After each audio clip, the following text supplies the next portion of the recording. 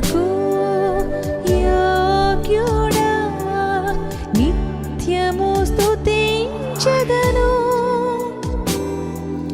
నీ మేలులను మరువకనే ఎల్లప్పుడు స్తుతి పాడెదను. ఆరాధనకు యోగ్యుడా, నిత్యము స్తుతించెదను. నీ మేలులను మరువకనే ఎల్లప్పుడు స్తుతి పాడెదను. ఆరాధన. మన ప్రభువును రక్షకుడైన యేసుక్రీస్తు నామములో మీకు వందనములు. క్రీస్తు కృపా పరిచర్యలు అనే ఆధ్యాత్మిక టీవీ కార్యక్రమమునకు మిమ్మల్ని ప్రేమతో ఆహ్వానిస్తూ ఉన్నాము. ఈరోజు వాక్యం యొక్క అంశం ఏంటంటే ప్రార్థన ద్వారా మనకు కలుగు లాభములు అనే విషయాన్ని చూస్తున్నాం. ఇక్కడ భక్తిహీనులు ఒక ప్రశ్న వేశారు. ప్రార్థన వల్ల మాకేం లాభం కలుగునని భక్తిహీనులు ప్రశ్న వేశారు. భక్తిహీనులు అంటే దేవుని మార్గాన్ని విడిచిపెట్టినవారు. వీళ్ళు లాభం కోసం భక్తి చేసేవారు. యోబు గ్రంథం 21వ అధ్యాయము 14వ వచనంలో వారు దేవునితో ఏమంటున్నారంటే, వారు నీ మార్గముల గురించిన జ్ఞానం మాకు అక్కరలేదు, నువ్వు మమ్మల్ని విడిచిపోమ్మని దేవునితో చెప్పుదురు. 21వ అధ్యాయం 15వ వచనం, మేము ఆయన సేవించుటకు సర్వశక్తురగు వాడు ఎవడో, మేము ఆయన గూర్చి ప్రార్థన చేయడు చేత మాకేమి లాభము కలుగును అని వారు చెప్పుదురు. వాళ్ళు వేసిన ప్రశ్న ఏంటంటే, మేము ఆయన గూర్చి ప్రార్థన చేయటం వల్ల మాకేమి లాభము కలుగును. వాళ్ళకి ఏ లాభము కలగలేదని వారు, మాకు దేవుడు అక్కర్లేదు, ఆయన మార్గం గురించిన జ్ఞానం మాకు అక్కర్లేదు, మమ్మల్ని విడిచిపోమ్మని దేవునితో చెప్తున్నారు. దేవుడు మనల్ని విడిచిపెట్టిపోయేవాడు కాదు, కానీ మనమే దేవుని విడిచిపెడతాం. కానీ దేవుడు మనల్ని అన్నాడు విడిచిపెట్టడానికి ఇష్టపడేవాడు కాదు, మన కోసం ప్రాణం పెట్టేవాడు. ప్రార్థించడం వలన కలిగే లాభాలు మేలులు చాలా ఉన్నాయి. వీళ్ళు వేసిన ప్రశ్నకి బైబిల్లో మనం సమాధానం చూద్దాం. ప్రార్థించడం వలన మాకేమి లాభం కలుగును? దేవుడు చెప్పినట్టుగా మనం బ్రతికితే నిజంగా మనం మేలులు చూడగలుగుతాం. దేవుని చెప్పినట్టుగా బ్రతకకుండా మన ఇష్టానుసారంగా నడుచుకుంటే దేవుని మేలులు మనం ఎలా చూడగలుగుతాము? ప్రార్థన అంటే దేవుణ్ణి అడగటం. ప్రార్థన చేయటం వల్ల మనకు ఏమి లాభం కలుగును? భక్తిహీనులు వేసిన ప్రశ్న అది. చిన్న ప్రార్థన. ప్రేమగల తండ్రి, ఈ ప్రార్థించడం వలన కలుగు లాభాలు ఏంటో మేము చూడటానికి సహాయం చేయండి తండ్రి. పరిశుద్ధ గ్రంథంలో మేము ధ్యానిస్తూ ఉండగా సహాయం చేయండి. భక్తిహీనులు అయితే మేము ప్రార్థించడం వల్ల మాకేమి లాభం కలగలేదని అనుకుంటున్నారు, కానీ నిజంగా ప్రభువా నీ యందు విశ్వాసము కలిగి నీకు ఇష్టలుగా బ్రతికి అడిగితే ఎన్ని లాభాలు ఉన్నాయో ఈ ప్రార్థన ద్వారా పరిశుద్ధ గ్రంథంలో చూస్తూ ఉండగా మీరు మాకు సహాయం చేయమని యేసు నామములో అడుగుచున్నాము తండ్రి, ఆమేన్. బైబిల్లో మనం గమనిస్తే 99వ కీర్తన 6వ వచనంలో ఏముందో తెలిసిన, అక్కడ ఆయన యాజకులలో మోషే అహరోనులు ఉండిరి, ఆయన నామమును బట్టి ప్రార్థన చేయవారిలో సమూయేలు ఉండెను, వారు ఆయనకు మొరపెట్టగా ఆయన వారికి ఉత్తరం ఇచ్చెను. యాజకులు కూడా ప్రార్థన చేసేవారే. యాజకులు అంటే ఎవరో? అక్కడ మోషే అహరోనులు వాళ్ళు ఎవరో? వారు యాజకులు అంటే ప్రజల పక్షాన ప్రార్థన చేసేవారు, దేవుని పక్షాన మాట్లాడేవారు, ఆశీర్వదించేవారు. అంటే ప్రార్థన చేసే గుంపులో మోషే అహరోనులు ఉన్నారు. అలాగే ఆయన నామమును బట్టి ప్రార్థన చేయవారిలో సమూయేలు కూడా ఉన్నాడని చూస్తున్నాం. ఈ ముగ్గురు కూడా చాలా గొప్ప భక్తులు, ప్రవక్తలు అనే విషయాన్ని కూడా మనం చూస్తాం. మోషే ప్రవక్తే, అలాగే సమూయేలు కూడా ప్రవక్త, యాజకుడు. ముగ్గురు యాజకుల వంశానికి మనము చూస్తున్నాం ప్రియమైన వారలారా. కాబట్టి వారు ఆయనకు మొరపెట్టగా, యెహోవాకు మొరపెట్టగా ఆయన వారికి ఉత్తరం ఇచ్చెను. కాబట్టి ప్రార్థించే గుంపులో సమూయేలు ఉన్నాడు, మోషే అహరోనులు కూడా ఉన్నారు.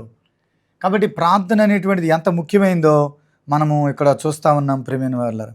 ప్రార్థన అనగా దేవునితో మాట్లాడడం. మత్తయి సువార్త 7వ అధ్యాయం 7వ వచనంలో అడుగుడి మీకు ఈవడును అని వ్రాయబడింది. దేవుడిని అడగటమే ప్రార్థన. ఎలా అడగాలో కూడా దేవుడు చెప్పాడు. అది యోహాను రాసిన మొదటి పత్రిక 5వ అధ్యాయం 14వ వచనంలో ఆయన చిత్తానుసారంగా మనం ఏది అడిగినను ఆయన మన మనవి ఆలకించునన్నదే. ఆయన చిత్తానుసారంగా మనం అడగాలి. కాబట్టి ఇంకోటి మనం ఎలా అడగాలో కూడా మన బైబిల్లో యోహాను సువార్త 15వ అధ్యాయం 7వ వచనంలో నా యందు మీరును మీ యందు నా మాటలు నిలిచి ఉండినలా మీకు ఏది ఇష్టమో అడుగుడి. ప్రభు చెప్పినట్టుగా మనం బ్రతికినప్పుడు అడిగితే దేవుడు ఖచ్చితంగా మనకు సహాయం చేస్తాడు. ఇక్కడ చూడండి, ఈ భక్తిహీనులు దేవుని మార్గాన్ని విడిచిపెట్టి లాభం కోసం చేసే భక్తి ఎంతో కాలం నిలవదు. ఇక్కడ చూడండి, మేము ఆయన ప్రార్థన చేయటం వల్ల మాకేం లాభం కలిగింది, మాకు దేవుడు అక్కర్లేదు, ఆయన మార్గాల గురించిన జ్ఞానం మాకు అక్కర్లేదు అని దేవునితో అంటున్నారు వీళ్ళు. కానీ ప్రార్థించడం వలన ఎన్ని లాభాలు ఉన్నాయో ఒకసారి చూద్దాం. మొట్టమొదటి ప్రార్థించడం వల్ల మనకు కలిగే మొదటి మేలు లేకపోతే కలిగే మొదటి లాభం ఏంటంటే నీ జీవితంలో నెమ్మదిని సంపాదించుకుంటాం. ఈరోజు మనుషుల జీవితాల్లో నెమ్మది లేదు, సమాధానం లేదు, మనుషుల మధ్య సమాధానం లేదు. పనులు చూసినప్పుడు, వ్యాపారం చూసినప్పుడు, బిజినెస్ చూసినప్పుడు, వ్యవసాయ రంగాన్ని కానీ అనేక పరిస్థితులు చూసినప్పుడు ఆశాజనకంగా లేని పరిస్థితులు, దాని ద్వారా మనకు నెమ్మది లేని పరిస్థితి మనం చూస్తున్నాము. ఏ విషయాల్లో నీకు నెమ్మది లేదో, అప్పులను బట్టి కానీ, రోగాన్ని బట్టి కానీ, బిడ్డలను బట్టి కానీ ఏ విషయంలో నెమ్మది లేదో, కానీ ఆ విషయాలు నువ్వు దేవుని సన్నిధిలో మొరపెట్టి ప్రార్థించినప్పుడు అట్టి పరిస్థితుల్లో దేవుడు నీకు నెమ్మది ఇచ్చేవాడై ఉన్నాడు. జయం పొందుకున్నప్పుడే మనం నెమ్మది చూడగలం. రోగం పైన జయం, పాపం పైన జయం, అపవాది పైన జయం, ఆర్థిక పరిస్థితుల పైన మనకు విజయం వచ్చినప్పుడు మన జీవితంలో ప్రశాంతత ఉంటుంది. కాబట్టి ఈ విజయం ఎప్పుడు విశ్వాసము ద్వారానే మనకు విజయము, ప్రార్థన ద్వారానే మనం విజయాన్ని చూడగలము. ఫిలిప్పీయులకు రాసిన పత్రిక 4వ అధ్యాయము 6వ వచనం చదువుతున్నాను. దేని గూర్చి చింతపడకుడు కానీ ప్రతి విషయంలోనూ ప్రార్థన విజ్ఞాపముల చేత కృతజ్ఞతాపూర్వకంగా మీ విన్నపములు దేవునికి తెలియచేయుడి. అప్పుడు సమస్త జ్ఞానమునకు మించిన దేవుని సమాధానం యేసుక్రీస్తు వలన మీ హృదయములకును మీ తలంపులకును కావలి ఉండును. దేని గురించి చింతించొద్దు. ఈరోజు అనేకమైన చింతలు ఉన్నాయి. నీ బిడ్డల గురించిన చింత ఉండొచ్చు, అప్పుల గురించిన చింత ఉండొచ్చు, సమస్యల గురించిన చింత ఉండొచ్చు, నువ్వు వెళ్ళే మార్గంలో ఎలాంటి పరిస్థితులను ఎదుర్కొంటున్నావో. కానీ దేని గురించి చింతించొద్దు, కానీ ప్రతి విషయం కూడా మీరు ప్రార్థన విజ్ఞాపనలు కృతజ్ఞతాపూర్వకంగా మీ విన్నపాలు దేవునికి తెలియచేయండి. అప్పుడు సమస్త మించిన దేవుని సమాధానం మీ హృదయములకును మీ తలంపులకును కావలి ఉంటుంది. అంటే ప్రార్థన ద్వారా మనకు నెమ్మది కలుగుతుందని మనం చూడగలుగుతున్నాం. ఉదాహరణకి హన్న సంతానం లేదు, పిల్లలు లేరు, కానీ పక్కన ఉన్నటువంటి పెనిన్న నువ్వు గొడ్డిపోద్దానివి అది ఇదని మాటల చేత అనేక రకాలుగా ఆమెను గాయపరిచింది, బాధ పెట్టింది. తన జీవితంలో మానసికంగా చాలా హింసను అనుభవించింది హన్న. తన జీవితంలో నెమ్మది లేదు, సమాధానం లేదు. కానీ ఒక రోజున దేవుని మందిరానికి వెళ్ళి కన్నీరు విడిచి ప్రార్థన చేసినప్పుడు సమూయేలు మొదటి గ్రంథము 1వ అధ్యాయము 18వ వచనం, ఆమె అతనితో నీ సేవకురాలని నేను నీ దృష్టి కృపనందునుగా కానీ తర్వాత ఆ స్త్రీ దాని దారిని వెళ్ళిపోయి భోజనము చేయొచ్చు నాటు నుండి దుఃఖముఖిగా ఉండుట మానెను. మందిరానికి వెళ్ళి ఆమె ప్రార్థన చేసింది. తర్వాత కన్నీళ్ళు విడిచి రోధించి తన హృదయం అంతా దేవుని సన్నిధిలో కుమ్మరించి ప్రార్థన చేసినప్పుడు అక్కడ యాజకుడు అన్నాడు, ఏలి అనే యాజకుడు, ఏందమ్మా నిద్రపోతున్నావా అంటే, అయ్యా నేను నిద్రపోవట్లేదు, మత్తురాలుగా నేనేమి లేను, కానీ నా జీవితంలో ఇలాంటి పరిస్థితులు గుండా వెళ్తున్నాను, నేను దేవునికి మొరపెట్టాను, ప్రార్థన చేశానంటే ఖచ్చితంగా దేవుడిని మనవి విన్నాడమ్మా, వెళ్ళు అన్నప్పుడు ఆమె చూడండి ప్రార్థన చేసిన తర్వాత ఆమె తన ఇంటికి చక్కగా దుఃఖముక్కుట ఉండుట మాని వెళ్ళింది. అంటే దేవుని సన్నిధిలో ప్రార్థించడం వలన తన జీవితంలో నెమ్మది పొందుకున్నట్టుగా మనము చూడగలం. అలాగే బైబిల్లో ఇచ్చిగైనటువంటి యోధారాజు ఆ రబ్షాకే పలికినటువంటి మాటలు విని చాలా బాధపడ్డాడు. దేవుని దూషిస్తూ ఇచ్చిగా నమ్ముకున్న దేవుని దూషిస్తూ ఉంటుంటే చాలా బాధపడ్డాడు ఇచ్చికే. ఆ మాటలన్నీ దేవుని మందిరానికి వెళ్ళి విప్పి పరిచినప్పుడు దేవుడు శత్రువుల పైన దేవుడు ఇచ్చికేకు జయమిచ్చినట్లుగా యెషయా గ్రంథము 37వ అధ్యాయము 14, 15 వచనాలు 21వ వచనంలో కూడా మనము చూడగలము. కాబట్టి మొట్టమొదటిది మన జీవితంలో ప్రార్థన ద్వారా నెమ్మదిని పొందుకుంటాం. మన జీవితంలో నెమ్మది ఎప్పుడైతే ఉండదో భయము, ఆందోళన, మానసిక రోగాలు పోగవుతాయి.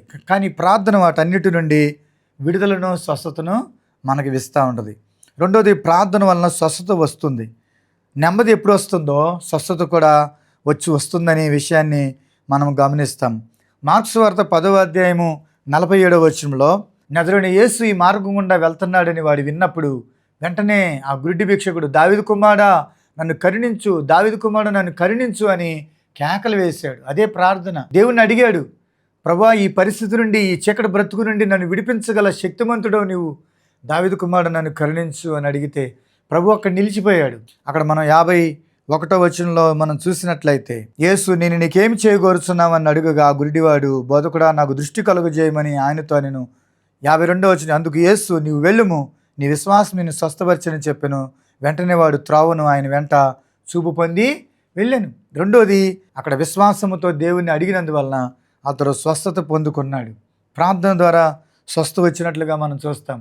అలాగే కనాను స్త్రీ మత్తయి సువార్త 15వ అధ్యాయము 21వ వచనం నుంచి ఆ భాగంలో మనం చూసినట్లయితే కనాను స్త్రీ కూడా, అయ్యా దావీదు కుమారుడు నన్ను కరుణించు, నా కుమార్తె దెయ్యం బట్టి బహు బాధపడుతుందని కేకలు వేసినప్పుడు దేవుడు, అమ్మా నీ విశ్వాసం గొప్పది, నువ్వు కోరినట్టే జరుగునుగా కనగానే ఆ గడిలోనే ఆ కుమార్తె ఆ దెయ్యపు బంధకము నుండి విడుదల పొందినట్లుగా, స్వస్థత పొందినట్లుగా మనం చూడగలుగుతున్నాం. ప్రార్థన ద్వారా మనకు స్వస్థత కలుగుతుందని ఇది రెండవ లాభం మనము చూడగలుగుతున్నాం. ప్రార్థించడం వల్ల మాకేమి లాభం కలుగును అని వాళ్ళు వేసిన ప్రశ్నలో రెండో లాభము, ప్రార్థన వలన మనకు స్వస్థత దొరుకుతుంది.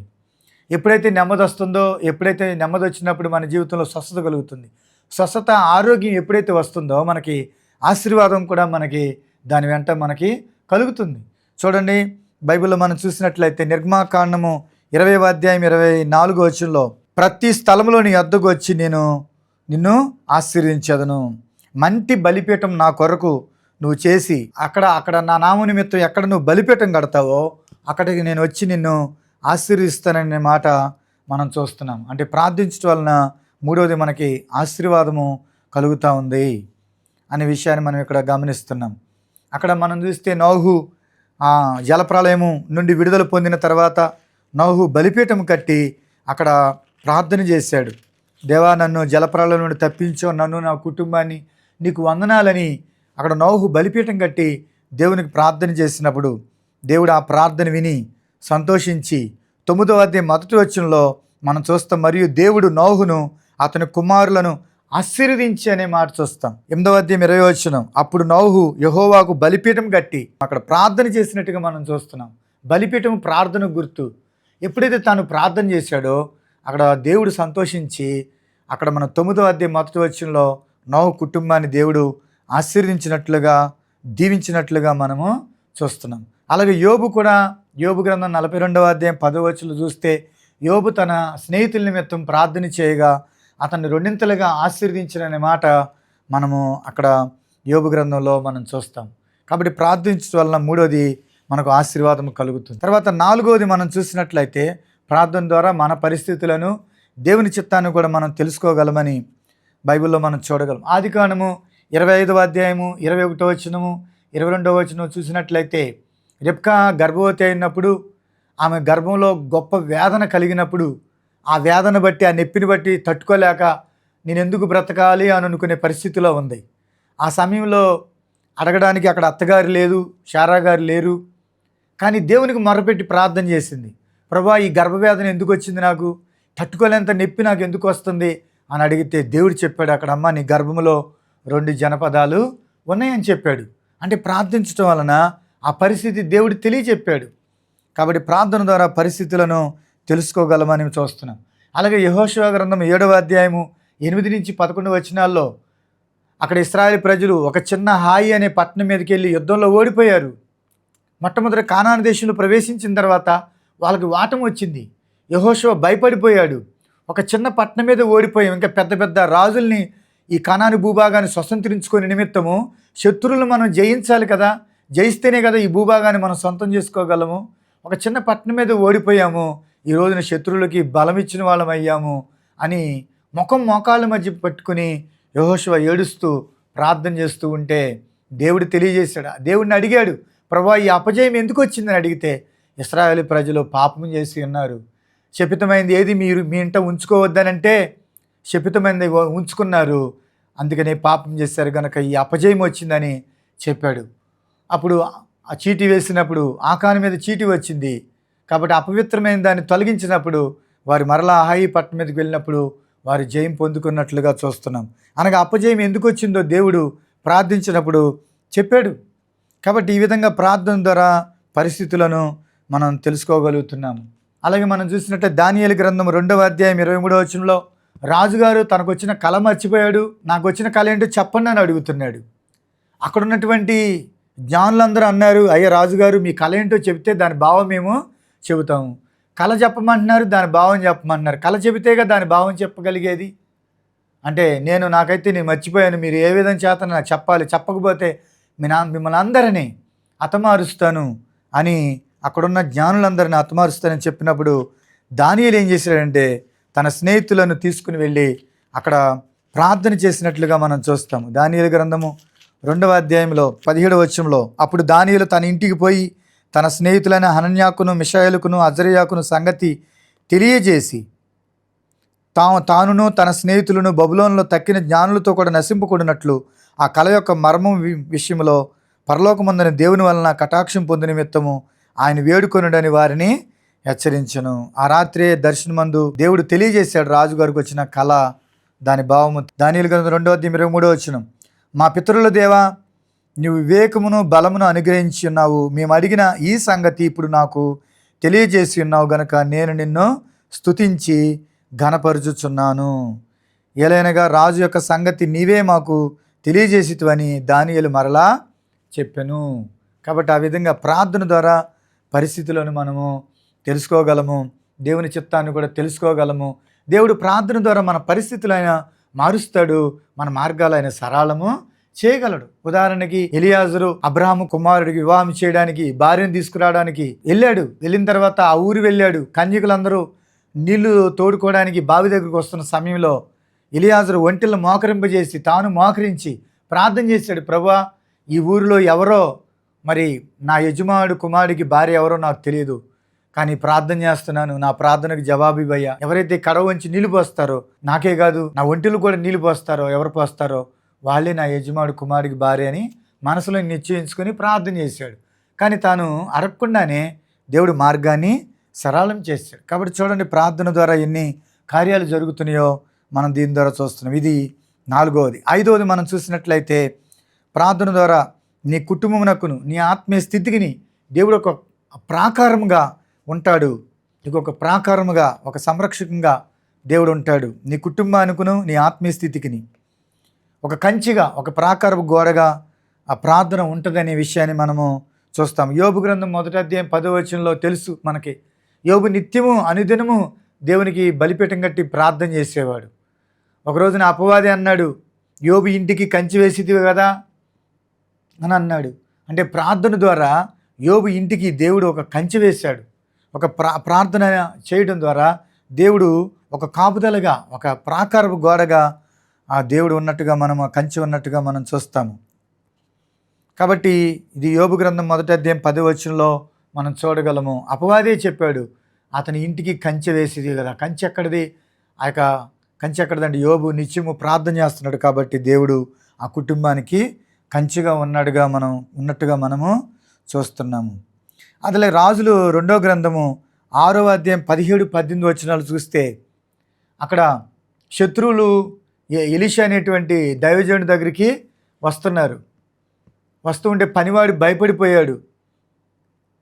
ఎందుకనంటే అసలు మనం వచ్చే సంగతి అంతా ఇశ్రాయేల్ రాజుకి ఎవరు చెబుతున్నారు? మనం పలానా చోట ఉన్నామని ఇశ్రాయేల్ రాజుకి ఎవరు చెప్తున్నారు అని అంటే, అయ్యా అందులో వాడు ఉన్నాడు, అయ్యా ఈ దేశంలో ఒక దైవజనుడు ఉన్నాడు, ఎలీషా అనే దైవజనుడు, ఆయన దేవుని దగ్గర ప్రార్థన చేసేవాడు, కాబట్టి ఆయనే ఆ ఇశ్రాయేల్ రాజుకి చెబుతున్నాడు మన సంగతులన్నీ అన్నప్పుడు, సరే ఆయన సంగతి ఎందుకు చూద్దామన్నట్టుగా కొంతమంది సైనికులు ఆయన దగ్గరికి వచ్చారు. ఎలీషా దైవజనుడి దగ్గరికి వస్తూ ఉంటే ఎలీషా పనివాడు భయపడిపోయినప్పుడు దేవుడు వీడి కళ్ళు తెరవమని ఎలీషా ప్రార్థన చేయగా పనివాడు ఎలీషా చుట్టూ పర్వత అగ్ని ఉన్నట్టుగా తాను గమనించగలిగాడు. రాజుల 2వ గ్రంథము 6:17 యెహోవా వీడు చూచినట్లు దయచేసి వీని కండ్లు తెరవమని ఎలీషా ప్రార్థన చేయగా యెహోవా పనివాని కండ్లు తెరవజేసిన గనుక వాడు ఎలీషా చుట్టూను పర్వతపు అగ్ని గుర్రముల చేత రథముల చేత నిండి ఉండుట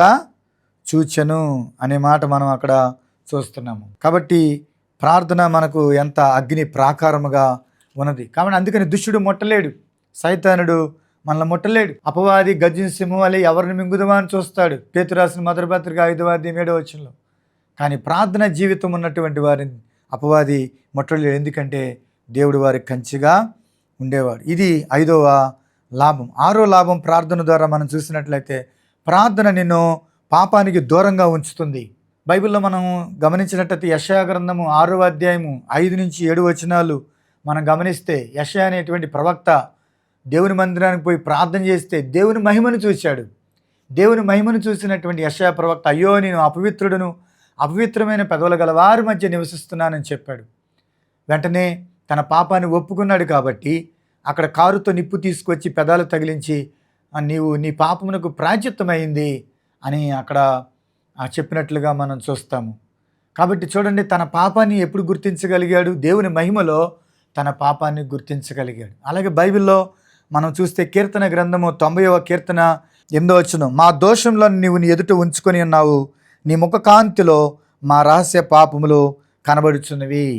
అనగా దేవుని తట్టు మనం తిరిగి మనం ప్రార్థన చేసినప్పుడు ఆయన ముఖ కాంతిలో మన రహస్య పాపములు కనబడతాయి. అనగా ప్రార్థించినప్పుడు మనలో ఉన్నటువంటి ఆ పాపాలు దేవుడు మనకు గుర్తు చేస్తాడు. అవి సరిదిద్దుకోవడానికి దేవుడు మనకు సహాయం చేస్తాడు. ప్రార్థన ద్వారా మన జీవితము పరిశుద్ధంగా మారుతుంది. మన స్థితిగతులను దేవుడు మనకు తెలియజేస్తాడు. సరిదిద్దుకోవడానికి దేవుడు మనకు సహాయం చేస్తాడు.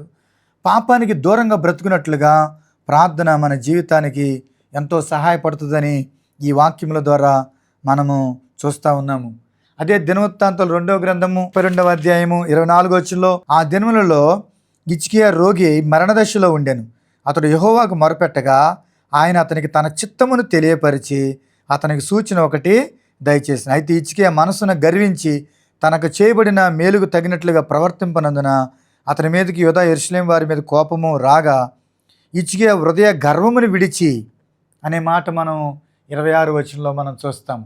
కాబట్టి ప్రార్థన చేసినప్పుడు దేవుడు అక్కడ హిజ్కియా ప్రార్థన విన్నాడు, తన చిత్తం ఏంటో తెలియజేశాడు. ఇందాకనే మనం చదువుకున్నాం, ప్రార్థన ద్వారా మన పరిస్థితులను దేవుని చిత్తాన్ని కూడా మనము తెలుసుకోగలమని ఇందాక చదువుకున్నాం మనం. కాబట్టి హిజ్కియా తన జీవితంలో హృదయ గర్వము కనబడిన తన గర్వము కూడా ప్రార్థన ద్వారా గుర్తించాడు. ఈ గర్వాన్ని బట్టి రోగం వచ్చిందేమో అనుకుని ప్రభువా నా పాపములు క్షమించమన్నప్పుడు, తన హృదయ గర్వాన్ని విడిచిపెట్టినప్పుడు ప్రభువు అతన్ని స్వస్థపరిచి తన ఆయుష్ను పెంచినట్టుగా మనము చూస్తాము. చూడండి, ప్రార్థన ద్వారా మన స్థితిని, మన పాపము స్థితిని, మన హృదయ స్థితిని మనం గుర్తించగలుగుతున్నాము. ఒప్పుకొని విడిచిపెట్టి పరిశుద్ధంగా జీవించుటకు ప్రార్థన మనకు ఎంతో సహాయపడుతుంది. ప్రార్థన మనలను పాపానికి దూరంగా ఉంచుతుందని దీన్ని బట్టి మనకి అర్థమవుతుంది. తర్వాత 7వది లాభం మనం గమనించి చూసినట్లయితే, ప్రార్థన అనేటువంటిది దేవుని ఎదుట ధైర్యంగా నిలబడే శక్తిని ఇస్తుంది. లోకాసు వార్త 21వ అధ్యాయము 36వ వచనం, కాబట్టి మీరు జరగబో వీటి నెలను తప్పించుకొని మనిషి కుమారు ఎదుట నిలబడుటకు శక్తి గలవారగునట్లు ఎల్లప్పుడూ ప్రార్థన చేయుచు మెలకుగా ఉండుడని చెప్పాను. ప్రార్థన ద్వారా శోధనల నుండి మనం తప్పించబడతాం. మనిషి కుమారుని ఎదుట నిలబడే శక్తి ప్రార్థన ద్వారానే మనకు కలుగుతుందని లోకాసు వార్త 21వ అధ్యాయము 36వ వచనంలో మనము చూస్తున్నాం. ప్రియమైన వాళ్ళారా, ప్రార్థన ద్వారా మనకి ఇది 7వ లాభం మనకు కలిగేది. 8వదిగా మనం చూసినట్లయితే, ప్రార్థన ద్వారా పైనుండి మనకి సహాయం దొరుకుతుంది. యేసుప్రభు వారు అప్పగింపబడిన రాత్రి గెత్సేమనే తోటలో ఆయన మరింత ప్రార్థన చేశాడు. వాస్తవంగా చెప్పాలనుకుంటే యేసుప్రభు జీవితం అంతా కూడా ఆయన ప్రార్థనలోనే గడిపాడు. పగలు దేవాలయంలో బోధిస్తూ, రాత్రిపూట ఒలివ కొండకెళ్ళి ఆయన కాలము గడిపిననే మాట లోకాసు వార్త 21వ అధ్యాయం 37వ వచనంలో మనం చూస్తాము. ఇదే లోకాసు వార్త 6వ అధ్యాయం 12వ వచనంలో, ఆ దినముల యందు ఆయన ప్రార్థన చేయుటకు కొండకు వెళ్ళి దేవుని ప్రార్థించుటందు రాత్రి గడిపాను. ఆయన జీవితం అంతా కూడా ప్రార్థనా జీవితమే. యేసుప్రభు వారు ఆయన శరీరధారి ఉన్న దినములో మహారోదనతో కన్నీళ్లతో ఆయన ప్రార్థించాడని హెబ్రీయులకు రాసిన పత్రిక 5వ అధ్యాయంలో మనం చూడగలము. ఒకనొక సమయంలో యేసుప్రభు వారు ప్రార్థించే వ్యక్తిగా ఉన్నాడు, ప్రార్థన నేర్పించే వ్యక్తిగా ఉన్నాడు. ఆయన ప్రార్థన మనకు మాదిరికరంగా ఉంది. ఆయన ప్రార్థించే వ్యక్తిగా ఉండటం చూసిన శిష్యులు మాకు కూడా ప్రార్థన నేర్పించమంటే ప్రార్థన నేర్పించాడు. పరలోకమందున మా తండ్రి అని ప్రభువు నేర్పిన ప్రార్థన మనం చూస్తాం. అక్కడ పరలోక ప్రార్థన అంటాం కదా. ఆయన ప్రార్థించే వ్యక్తిగా ఉన్నాడు, ప్రార్థన నేర్పించే వ్యక్తిగా ఉన్నాడు. ఆయన ప్రార్థన మనందరికీ ఆదర్శంగా ఉన్నది. ఆయన జీవితమే అప్పగింపబడిన రాత్రి కూడా ఎంతో గొప్ప ప్రార్థన చేశాడు. లోకాసు వార్త 22వ అధ్యాయం 43వ వచనం, అప్పుడు పరలోకము నుండి ఒక దూత ఆయనకు కనబడి ఆయనను బలపరిచెను. ప్రార్థన ద్వారా పైనుండి ఆయనకు సహాయం దొరికింది. ఈరోజు నీ జీవితంలో కూడా 4 దారులు మూస్తున్నాయేమో, ప్రార్థన చేయి. దేవుడు మరొక మార్గాన్ని దేవుడు నీకు తెలుస్తాడు. నీకు తెలియకుండానే ఆయన దగ్గర అనేకమైన మార్గాలు ఉన్నాయి నీ అవసరతలు తీర్చడానికి.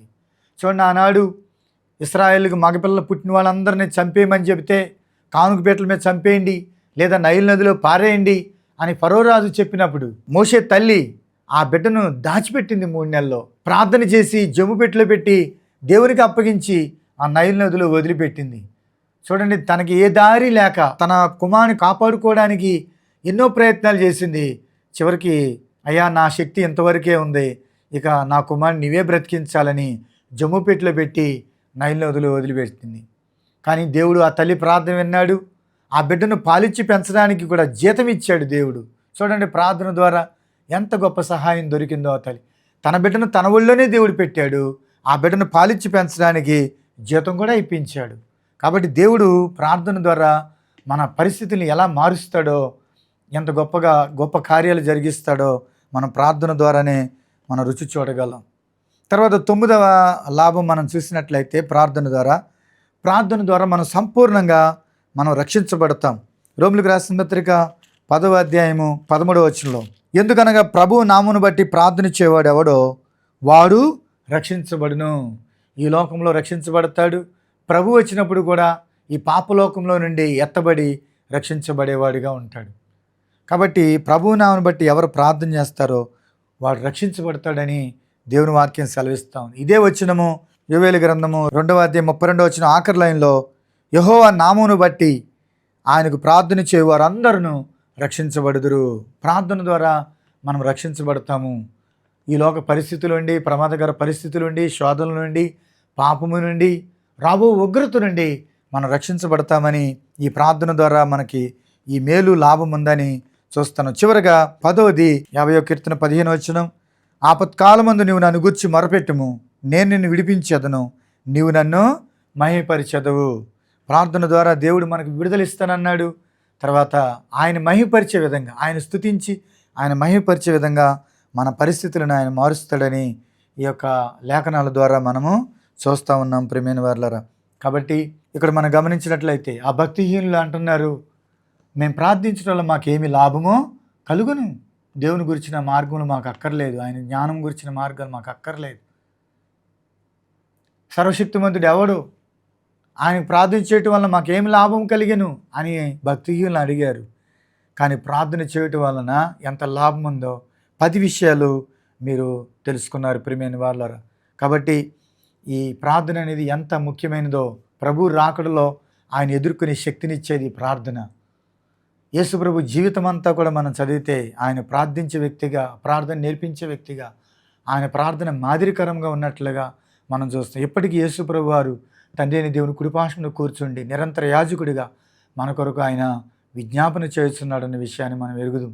కాబట్టి మనము కూడా ప్రార్థించే వ్యక్తులుగా మనం ఉందాము. కాబట్టి ప్రార్థన ద్వారా ఈ మేలులు నీ జీవితంలో చూడగలవు గనక ప్రార్థన నిర్లక్ష్య పెట్టగా వ్యక్తిగత ప్రార్థన, కుటుంబ ప్రార్థన, ఉపవాస ప్రార్థన మన జీవితంలో కలిగి ఉందాము. అనేక రకాల ప్రార్థనలు ఉన్నాయి. కానీ ఏ ప్రార్థన ప్రార్థన ద్వారా మనకి ఎన్నో మేళ్ళు ఉన్నాయని ఈ వాక్యం ద్వారా చూస్తున్నాం. దేవుడి కొద్ది మాటలు దీవించునుగాక. ఆమేన్. ప్రార్థన. ప్రేమగల తండ్రి, దయగలిగిన మా ప్రభువా, నీ పాదాలకు వందనాలు, స్తోత్రాలు చెల్లిస్తున్నాము.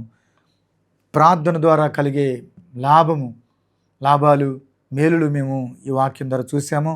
ప్రభువా, నీకు వందనాలు. ఈ ప్రార్థన నిర్లక్ష్య పెట్టగా ప్రతి బిడ్డ ప్రార్థన ద్వారా నీ సహాయాన్ని పొందుకున్నట్లుగా నీ కార్యాలు, నీ అద్భుత ఆశ్చర్య కార్యాలు వారి జీవితంలో జరిగించండి. ఇంకా వారు ఏదైతే ప్రార్థిస్తున్నారో ఇంకా వారికి జవాబు రాలేదేమో ప్రభువా, అయ్యా ఆలస్యమైంది, ఏదైనా నువ్వు శ్రేష్టమైనది ఇస్తావు. సంతానం కొరకు ఎదురు చూస్తున్నారేమో, వారి యొక్క అప్పుల నుండి విడుదల పొందాలని ఎదురు చూస్తున్నారేమో, వారి జీవితాల్లో కుటుంబ పరిస్థితుల నుండి వారు నాయన విడుదల కొరకు ఎవరు ప్రార్థన చేస్తున్నారో, స్వస్థత కొరకు ప్రార్థన చేస్తున్నారో, దేవుని యొక్క దీవెన కొరకు ఎవరైతే ఆశీర్వాదాలు దేవుడు దీవించాలని, దేవుడు నా కష్టాన్ని ఆశీర్వదించాలని ఎవరైతే ప్రార్థిస్తున్నారో నాయన వారి జీవితాలని కార్యాలు చేయండి. ఎవరైతే నా జీవితంలో దేవుడు ఆశించే మెట్లో నేను బ్రతకట్లేదు, దేవుడు ఆశించే మెట్లో బ్రతకాలని నీతి కొరకు ఎవరైతే ఆకలి దప్పులు కలిగి ప్రార్థిస్తున్నారో వారి జీవితాల్లో మీరు తృప్తిపరచండి. సరజీవుల కనులు నీ వైపు చూస్తూ ఉన్నాయి.